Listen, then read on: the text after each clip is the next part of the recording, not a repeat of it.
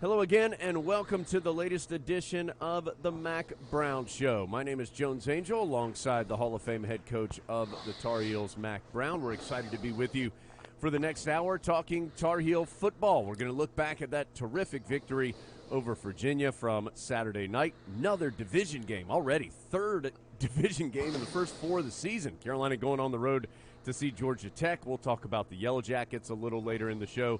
Answer your questions for the head coach of the Heels, and you'll hear a little bit of an interview with former Tar Heel great linebacker Bruce Carter. Bruce been in town here recently. In fact, moved back to the area now that his NFL days are done, and Adam Lucas and I had a chance to talk with Bruce. So all of that coming up, but let's start off with Saturday night. And Coach, felt like a big game, two good teams, terrific atmosphere in Keenan, big-time individual performances and high-level play, and your team really responded, really controlled that game for 3.5 quarters and pulled away from Virginia in the end 59-39. Yes, Jones, very, very proud of our guys. Two of the best quarterbacks in college football. What a performance by both. Yeah. Oh, my gosh. I mean, they just kept running up and down the field. And I was really, really proud of our offense. The second half at Georgia State, we got on track. And we started getting some rhythm and kind of getting an identity of who we are this year, since we lost so many skill guys last year. And then the whole game Saturday night was that way. We should have been up 31-14 at halftime. We're first and goal from the 5 with about 2:54 left, I think, in the half. And we throw the interception, and Sam and the guys did a good job keeping him out of the end zone, but they get the ball to 50, and then they score, and then we come back and we try to kick a long field goal, and they go down and score quickly again. So a 14-point swing in the last 5 minutes of the half is devastating anyway. And then to take it against a team that's very confident against us, that had beaten our players 4 straight times, put you in a tough spot at halftime, and our body language was bad and our guys were down. But I've never been more proud of a team than the way they came back and fought that second half and dominated the game. We held them to 11 points. They were 6 of 8 on third down in the first half. We held them for 2 of 6 in the second half. And most proud of that last drive, Jones, where the game's over and our guys fought and did not let them in the end zone. Yeah. And last year's defense would have said, this thing's over. Come on, man, let's get done and let's go home. So there's a tremendous amount of pride there. The other thing that happened offensively, we rushed for 392 yards. Yeah. And that's really cool. That's when you do that, you're usually going to win the game. But on the other side of the coin, they rushed for 21. Last year, they rushed for 210 yards. So we made them one-dimensional. They got a lot of passing yards with their great quarterback and tall receivers. That tight end 6'7". And Thompson 6'5". I mean, they're big guys. We had our hands on 3-4 balls that we could have intercepted that would have changed the look of the number of yards they got. We missed some tackles. We've got some things we can fix in our secondary, but the outside linebackers played great. Had 3 sacks, put a lot of pressure on Armstrong. So kicking game was better. So I'm happy today. Got some things we can fix, but it's a lot better when you come out with a big win. Heck yeah, a lot easier to fix those through the week when you're feeling good like the Tar Heels are. By the way, Coach mentioned third downs. Not only did the Tar Heels improve defensively on third downs in the second half, Carolina was a perfect 7 of 7 on third down in the second half as well, after not having many chances in the first half because they were moving the ball so efficiently. Yeah, and Jones, I'm sorry, I mentioned the one that we didn't do well in the red zone offensively, but we were 6 for 7 in touchdowns. Yeah. So we're doing a lot better with our red zone offense than we have in the past. And let me say one other thing for our crowd tonight.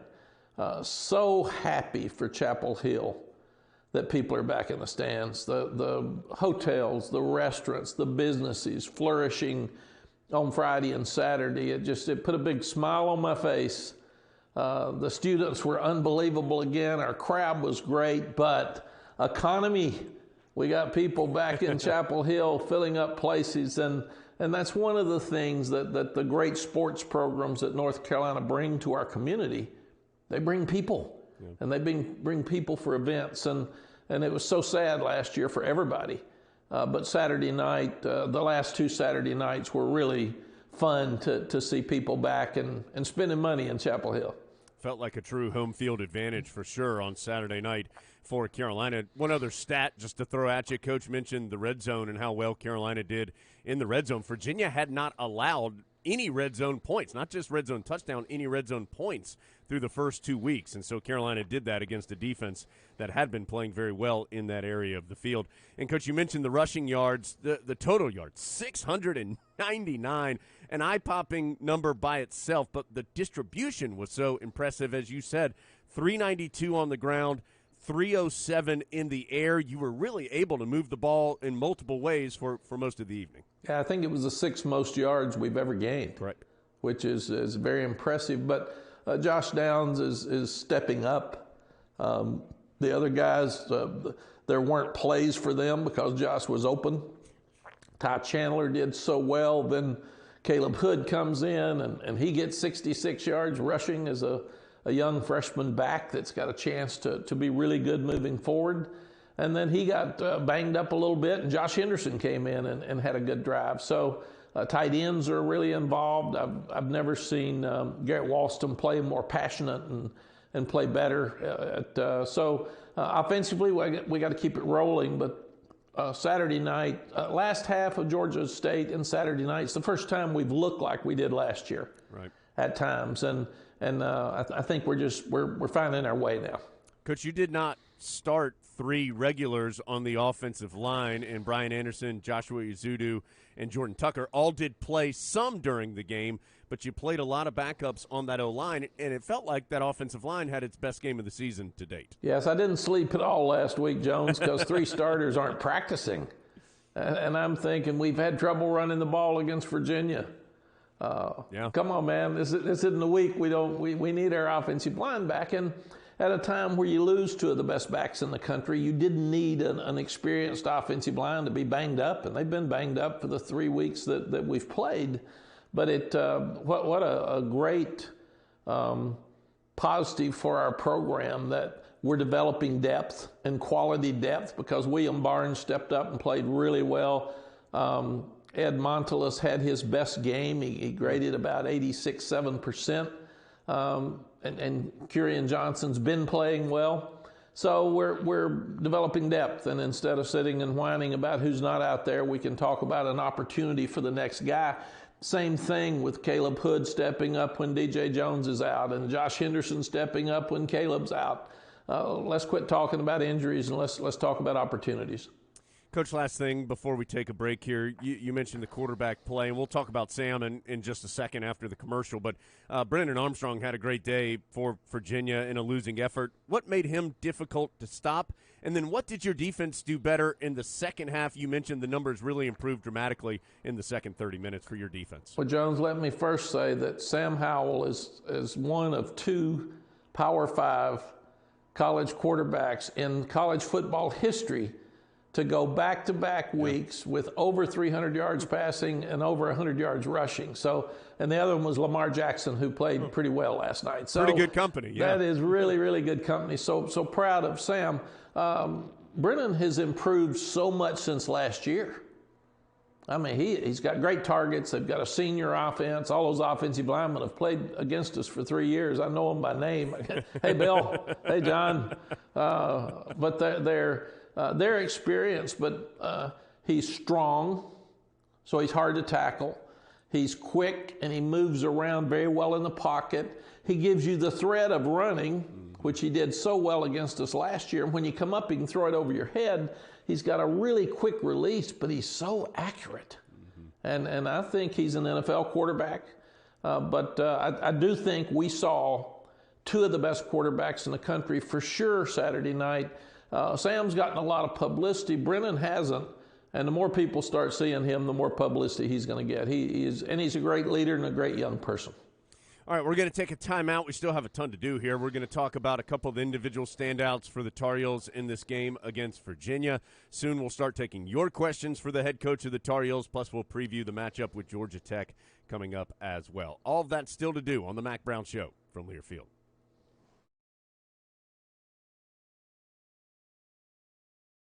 Welcome back to the Mack Brown Show. Thanks for being with us. And the show brought to you by Top of the Hill. For 25 years, Top of the Hill Restaurant and Brewery has been a pre- and post-game tradition in Chapel Hill. Handcrafted beer, great food, terrific atmosphere.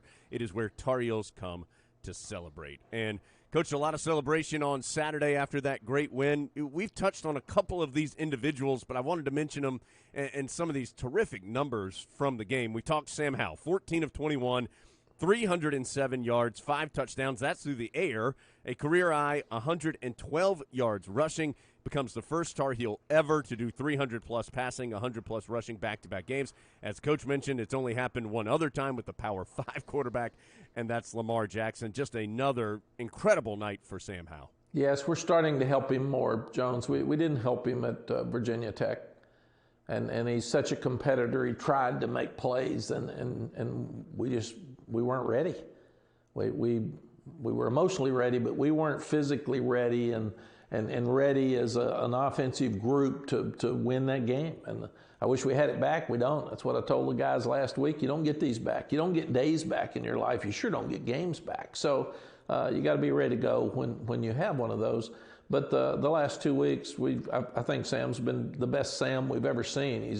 He's thrown a touchdown pass in the 28 games he's played in, which is the longest streak in college football. His running now is making a difference for our football team. He's opened up some running game inside because now they've got to worry about him outside, and he's so accurate with his throws. And then you've got receivers now starting to step up. A tremendous catch by Antoine Green last week against Georgia State in the end zone. What a magnificent catch by Josh Downs in the end zone near the blue zone to change this game on Saturday night. And then your running backs are starting to find creases behind the big offensive linemen. So really, really proud of the offense. It all goes because of Sam. And we've got some talented young quarterbacks. They got a load coming on them next year. So they better pick it up and start practicing well. Coach Ty Chandler had his best game as a Tar Heel, 198 yards on the ground, had 2 touchdowns. We haven't talked a ton about Ty this year, and you haven't gone the transfer route very heavily in your time here at Carolina, but why was Ty the right choice as a graduate transfer from Tennessee at this time for the Heels? Jones, we didn't have an experienced room in the running back room, and we knew going to Virginia Tech, having Virginia early, we were going to have some pressure games immediately, so we didn't have time to work our way into with the young backs. Ty was recruited by Tommy Thigpen at Tennessee, so he knew him, he knew his family, he knew he was a great young person. He was coached by Robert Gillespie, who was our running back coach when Ty came. And he wanted to go to the NFL. His draft rating wasn't as high as he wanted. He wasn't going to stay at Tennessee because they were being investigated, and he didn't feel like he should stay at that time. He wanted a different look. So it was a natural for him to come where we lose 2 great backs. And we thought Javonte was going to stay until way late, so we wouldn't have looked for another back. We thought we were fine, and when Javonte left, we needed the older back. What I didn't understand, and it makes sense, sometimes your transfers are like incoming freshmen. They don't know your team. They don't know your locker room. They do not know your offense. They don't have the chemistry yet with your offense, so it takes a while. And I thought last week in the second half of Georgia State, Ty started coming around a little bit, and then obviously Saturday night he just went off. So I think he's just getting to be more comfortable with the offense and the coaches and the people. Coach mentioned Josh Downs. Just a reminder on the numbers that Josh had: 8 catches, a career-high 203 yards. It's the 8th highest single-game receiving total in Carolina history, and it's the 3rd consecutive year that a Tar Heel receiver has had 200 or more yards against Virginia. De'Ami Brown did it back-to-back years, and then Josh on it Saturday night, including a couple terrific catches. Coach, we have mostly talked offense, and understandable, with 699 yards. Wanted to just highlight a couple of defensive players for you. Kamen Rucker, 2 sacks in the game and forced a fumble. Jaquarius Conley had 5 tackles and a big interception in the second half. Just a couple of the guys who had good nights for you on Saturday. Yeah, the outside linebackers played really well. because they brought in 2 tight ends, and they made it really, really tough to rush the passer. But guys still pressured Brennan and made him move out of the pocket at least, and got him off his rhythm and timing.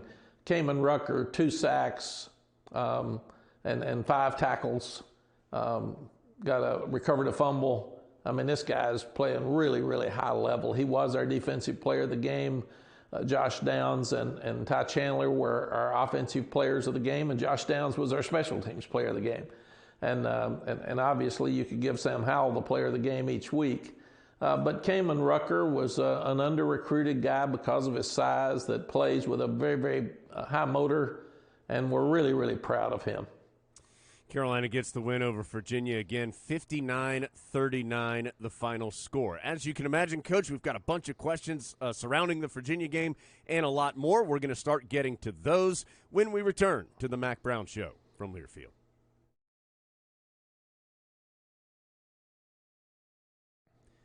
Welcome back to the Mack Brown Show. Appreciate you being with us. And every single week, we're going to answer some of your questions for the head coach of the Tar Heels. To get those questions in, you can send us an email, asktheheels@gmail.com, asktheheels@gmail.com, or you can send a tweet right to me. It's @JonesAngel is my address, Angel with 2 L's at the end of that last name. Got a bunch of them this week, Coach. Let's start with Dennis, who always sends in some great ones every single week. He wanted to know if you and the team were aware of some comments that were made earlier in the week of the Virginia game from a Virginia player talking about the way things had gone the last few years against Carolina, and were those comments brought up in any way for your squad? Dennis, we are aware. With social media now, everybody's aware of everything. And usually people make too big a deal out of everything, but that's okay. That's this time in our lives, and it's different than when I was growing up, when I was a player and even a younger coach, but it's real. And when guys make statements, other guys hear them, and some respond to them. Some of them don't care. Some guys say, doesn't make any difference. When I was coaching at Oklahoma, Brian Bosworth was a great player. He came out, we were playing Texas, and he said in USA Today that I hate Austin, I hate the University of Texas, and I hate Fred Akers, the coach. And Coach Akers was great. He came back and said, I understand why he hates the University of Texas. I understand why he hates me. A lot of people hate me, but you know what? Austin's really a nice town, and he ought to come visit and look at it. So I ran down to Coach Switzer and I said, Coach, we got to shut Brian up, man. They're going to kill him in a ball game. He said, no, it doesn't make any difference when that ball gets kicked off. It's going to be who's the best team, and he's going to knock everybody out. It's going to be like 2 Mack trucks running to hit each other. Well, Brian had 17 tackles, and he was the player of the game. So turned out all right. So it turned out okay. But you got to create an edge, Jones, as a player and a coach, and you've got to use whatever motivation you need. So if somebody else calling you out and not being respectful about your toughness stirs you up, use it, man. I mean, that's what you do. But absolutely, Dennis. The guys, I will say this, that there were 2 things that happened that really impressed me with this team. They were playing a team that had their number for 4 years. Mm-hmm. Nobody on our football team had beaten Virginia. They're playing a team that had a 14-point swing at halftime. We're going in to score and be up 31-14, and we've totally dominated the first half, but it's a 14-point swing, and we're behind. And that's really, really difficult to overcome. And the guys came back out the second half and just totally overcame it. And then the last series of the game, when our defense fought and held them out, when it didn't matter, those are things that mean your program's growing up and getting more confidence and more toughness. So, yes, Dennis, I like the way they performed. I didn't like the fact we got called out, but it's okay. It is what it is.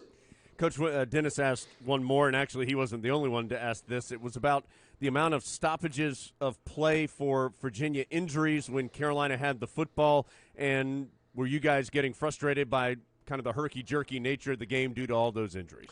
Yeah, Dennis and fans, that's something that the officials and rules committee are really looking at across the country. They do not want players stopping the game to slow the momentum down of the other team. It's a very, very difficult thing to judge because at the same time, you never want to question a young guy that's laying out there that may be hurt. And I talked to the official about it once, and he said, I'm not a doctor, Coach. I just go by the rules. And I said, I've got it. I think what will probably happen moving forward is when some young person gets hurt and gets up and walks off the field, there'll probably be a number of plays he'll have to sit out. Right. Whether it's the rest of that series, whether it's 10 plays, whether it's 5 plays.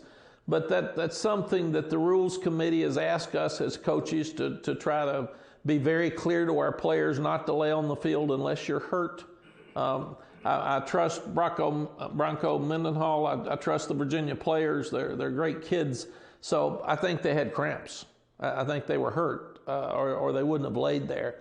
But it is something that college football in general is talking about and concerned about because of substitution, because of the rapid pace of offenses. We're just seeing more and more of guys laying on the field and getting up and running off, and it's kind of hard to determine whether it's real or not. But Saturday night, I thought the Virginia players were not faking. Yeah, right now you just have to sit out one play. If you go down and stop the action, you just have to miss one snap, and then you can come back in.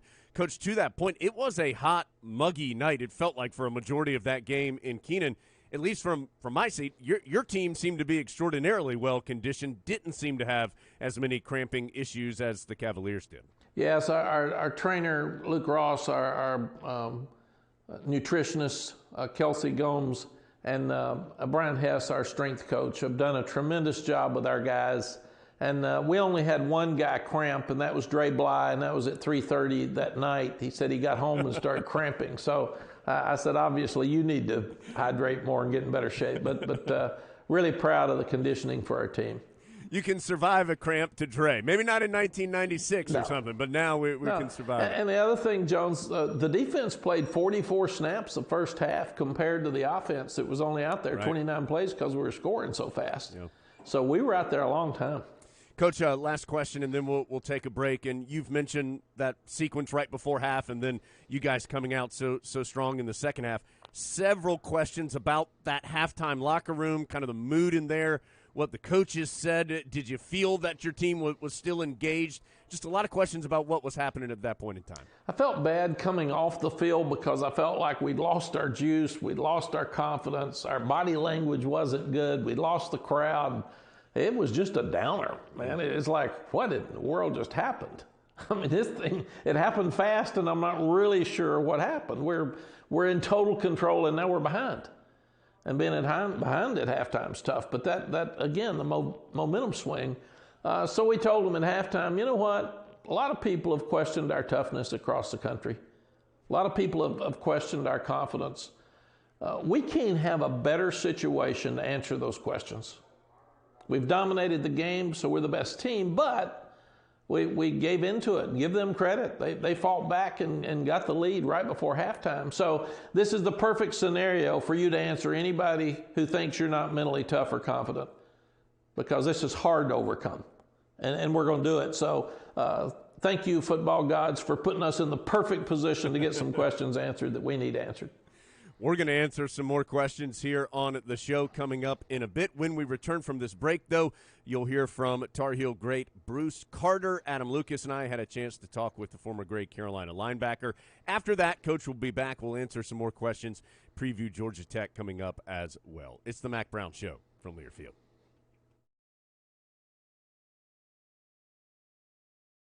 Welcome back to the Mack Brown Show. My name is Jones Angel, along with the Hall of Fame head coach of the Tar Heels, Mack Brown, talking Carolina football here until the bottom of the hour. We're going to answer some more questions from you, and it will start with our Refuel question of the night. Our winner's going to get a $25 gas gift card, courtesy of Refuel. Fountain drinks with chewy ice, guaranteed fresh coffee, and high-performance gasoline. Refuel, fresh, made, convenience. And it is Nick Bailey who sent in our Refuel question of the night, Coach, this evening.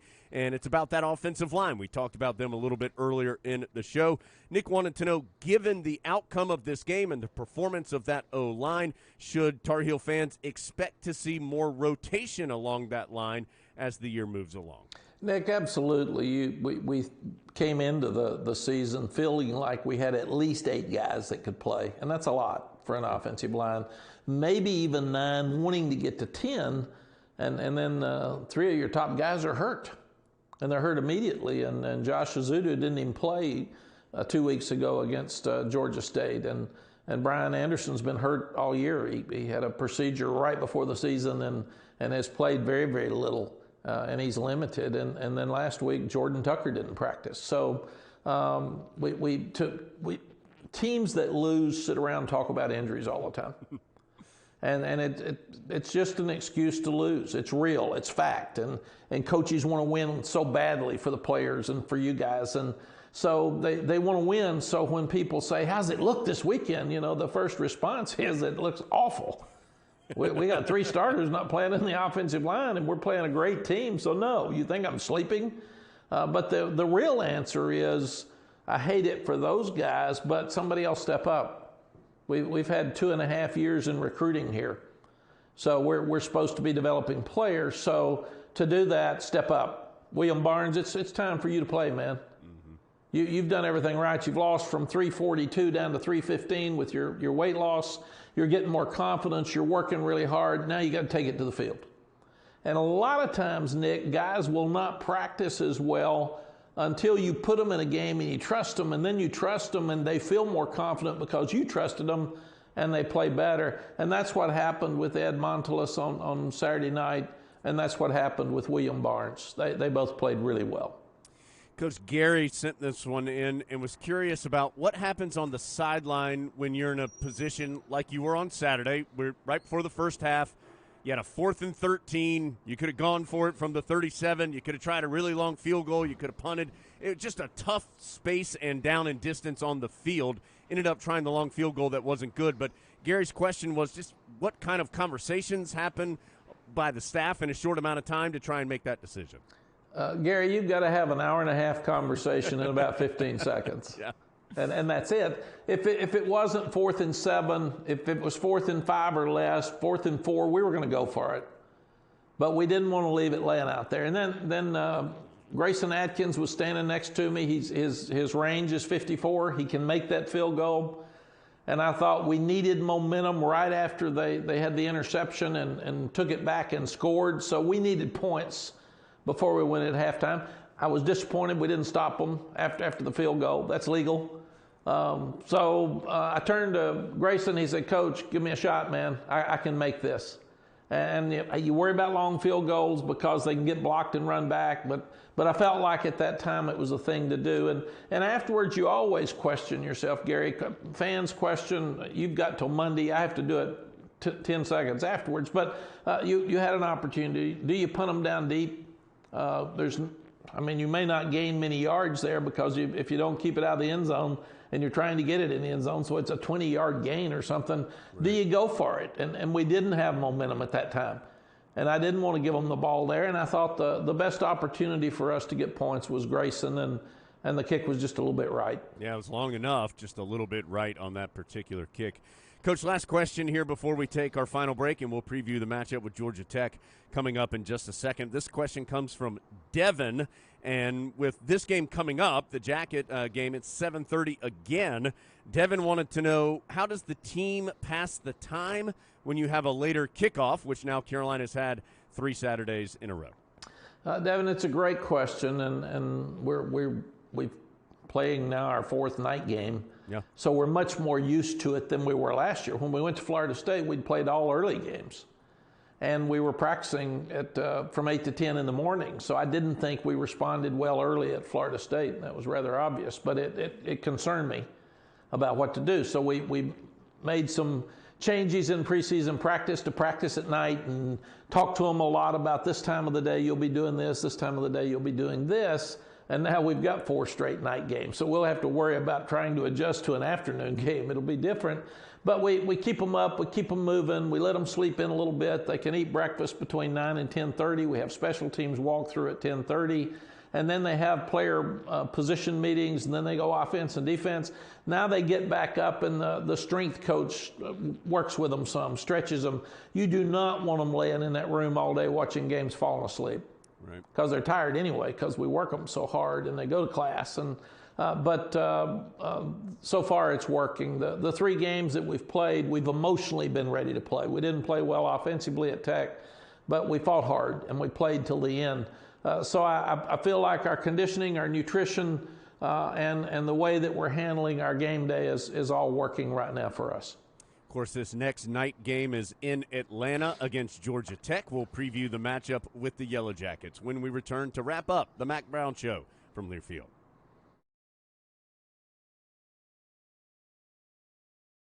Carolina on the road in another division game. Tar Heels, the only ACC team at this point to have played 2 conference games. They'll be the only team to have played 3 conference games in the first 4 weeks after they visit Georgia Tech coming up Saturday night at 7:30. And, Coach, you've talked a lot about breaking the season into kind of mini seasons of 3 games. So Virginia Tech, Georgia State, and Virginia, that was mini season 1, and your next campaign starts coming up Saturday against Georgia Tech. It does, Jones. We said let's don't talk about anything but the first 3, and we didn't get accomplished what we wanted to by losing to Virginia Tech in the opener, but we're a better football team now than we were 3 weeks ago. So we're making progress with a lot of things we still need to fix.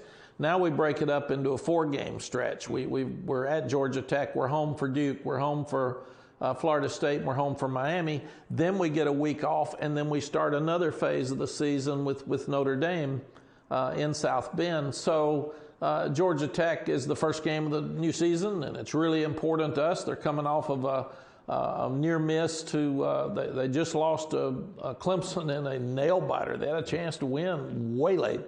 They outgained them. They fought hard. It was not a fluke. And this is a team that lost to them 70-something to 3 last year. So this is a different Georgia Tech team. 14 guys on defense have started at one time or another. They got a new quarterback in Yates that is actually T.J. Yates, our T.J. Yates, his nephew, that's playing really, really well. Jameer Gibbs is a running back that was as good as anybody in the country that we recruited. So Jeff Collins is recruiting well. They're very confident. They moved their most important game. They moved to Mercedes-Benz Stadium at home. That's us. ABC, anybody but Carolina's back. They're wearing their blue jerseys, supposedly, which they never do.